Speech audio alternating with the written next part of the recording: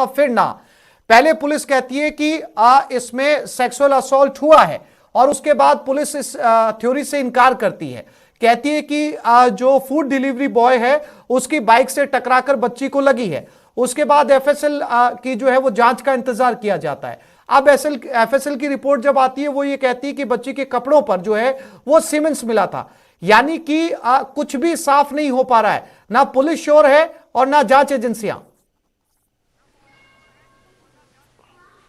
जी बिल्कुल, आपने सही कहा। जिस प्रकार से लगातार इस मामले में फैक्ट सामने आ रहे हैं, उसके बाद ये गुत्थी जो है वो उलझती ही जा रही है, क्योंकि एफएसएल की रिपोर्ट जो है वो पुलिस को 2 दिनों पहले मिली है और इस रिपोर्ट में जो नाबालिग है उसके कपड़ों पर सीमन जो है वो मिला है। अब ये सीमन किसका है ये जो है वो अब तक स्पष्ट नहीं हो पाया, लेकिन एक्सीडेंट थ्योरी जो है वो एफएसएल को भी लगता है कि एक्सीडेंट थ्योरी लगभग सही है, क्योंकि बहुत कम समय के दौरान जो है वो पूरी घटना होती है। ऐसे में जो दुष्कर्म की बात सामने आ रही थी वो तो इस वक्त जो है वो नहीं लगता है, लेकिन एक्सीडेंट थ्योरी जो है वो एफएसएल को सही लगती है। लेकिन सीमन जो है वो बच्ची के कपड़े पर कहां से आए, ये एक बहुत बड़ा सवाल जो है वो अब राजस्थान पुलिस के सामने आ चुका है और अब इसकी गुत्थी सुलझाने को भी अब पुलिस को मशक्कत जो है वो करनी पड़ सकती है, क्योंकि जिस प्रकार से एफएसएल ने रिपोर्ट दी है, जो तमाम फैक्ट जो है वो क्राइम सीन पर जाकर सीन रिक्रिएशन किया है, तो उसमें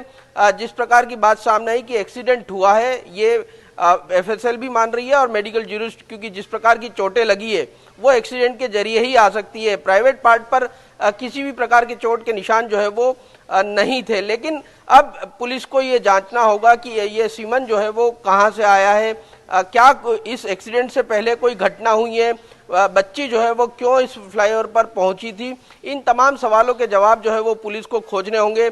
संभवतः कुछ संदिग्धों के जो सैंपल हैं वो फिर से जो है वो एफएसएल को भेजे जाएं और जानने की कोशिश की जाए कि जो नाबालिग के कपड़ों पर सीमेन मिले हैं वो किसके हैं, ये जानना अब बेहद जरूरी हो जाता है। तब तक इस मामले की जो गुत्थी है वो सुलझने का जो है वो कोशिश पुलिस को करनी होगी। और अब जिस प्रकार के फैक्ट सामने आए हैं उसके बाद ये मामला और भी उलझता हुआ नजर आ रहा है। जी आसिफ।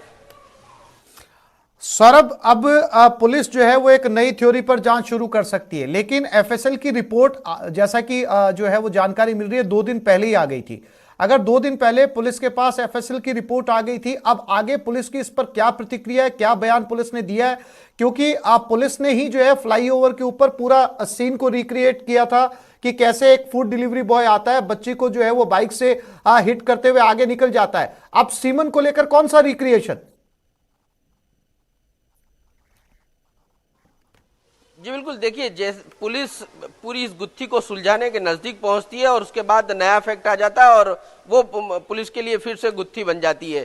पहले ये सामने आया कि नाबालिग के साथ जो है वो दुष्कर्म की घटना हुई, इस प्रकार के बयान जो है वो अलवर पुलिस द्वारा दिए गए। लेकिन फिर जब सीसीटीवी कैमरा जो फुटेज जो है वो सामने आया और उसमें लगा कि ये पूरा मामला लगभग एक्सीडेंट का है और उसके बाद पूरा रिक्रिएशन जो है वो मौके का किया गया। लेकिन अब सीमेन जो है वो कपड़ों पे पाया गया। इस लिहाज से जो लोग इस बच्ची से संभवतः, क्योंकि जिस प्रकार से जानकारी मिल रही है, हालांकि पुलिस इस पूरे मामले में अब कुछ भी बयान देने से बच रही है, क्योंकि पहले ही अलवर पुलिस की इस पूरे मामले में काफी किरकिरी जो है वो हो चुकी है। इस लिहाज से पुलिस बयान देने से बच रही है। लेकिन संभवतः ये हो सकता है कि इस पूरे घटनाक्रम में जो लोग संदिग्ध हैं उनके जो है वो सैंपल लिए जा सकें और एफएसएल को फिर से भेजे जाएं और ये जानने की कोशिश की जाए कि ये सीमेन किसके हैं। लेकिन एक बड़ा सवाल ये भी सामने आता है कि नाबालिग बच्ची से अब तक क्यों नहीं पूछताछ जो है वो की गई है, क्यों नहीं उससे ये जानने की कोशिश की गई है जी सौरभ, क्या कुछ घटनाक्रम उस पूरे दिन रहा है। स्पेशल टीचर जो है वो लगाया गया था,